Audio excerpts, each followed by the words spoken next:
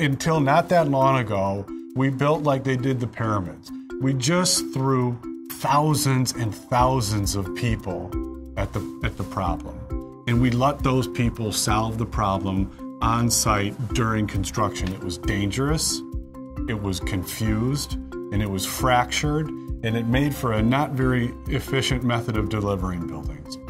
So what Autodesk Fabrication software does is allow us to change the way we deliver these buildings using technology, solving problems earlier, leveraging the integrated engines.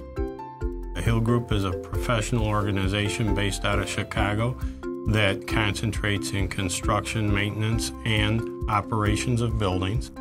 One of the things that had always driven me crazy is the fact that we had 3 different softwares with 3 different databases. We had an estimating software, we had a CAD software, we had a CAM software.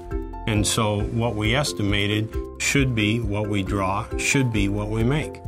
And very rarely were those 3 databases all linked together. We would get boxes of fittings and random pieces of pipe and then put them on pipe stands, and you'd see welders just welding out. And then guys in the field would be going and taking measurements, and you'd be coming over and cutting them. And just this whole tedious process. The only thing that's going to differ your shop from another shop is going to be material handling and technology.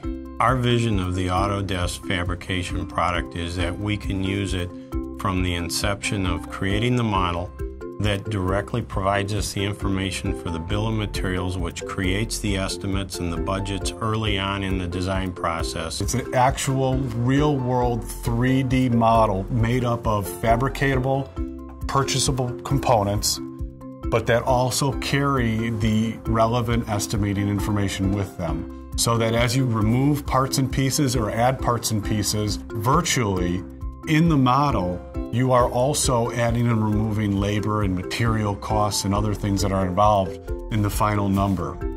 The section of the model that we're working on in the shop is fully coordinated by the time it comes to the shop. The pipe shop is sent to as spool drawings, which they pass out to the people in the shop, and they fabricate directly from that. On the sheet metal shop, we have large amounts of ductwork sections are downloaded directly from the model to the programmer in the sheet metal shop. The programmer in the sheet metal shop then sends it to the machines out in the shop, the coil line and the plasma tables, and they automatically begin cutting. They also generate production stickers, which get put onto each piece of fabrication, and each person in the shop knows by looking at these stickers exactly what to do, what process it needs to go through to become a fully fabricated piece of ductwork.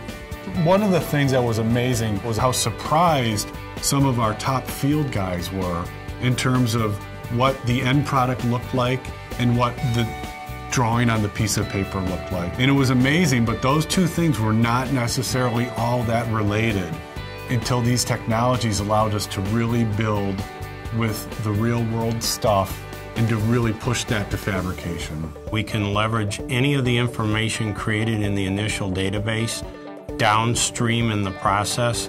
We're able to take that same database information and transfer it to a third-party software and have it be something that basically takes the human error out of recreating or retracing the same steps over and over again. In a controlled environment, your production levels are higher, your safety costs are down.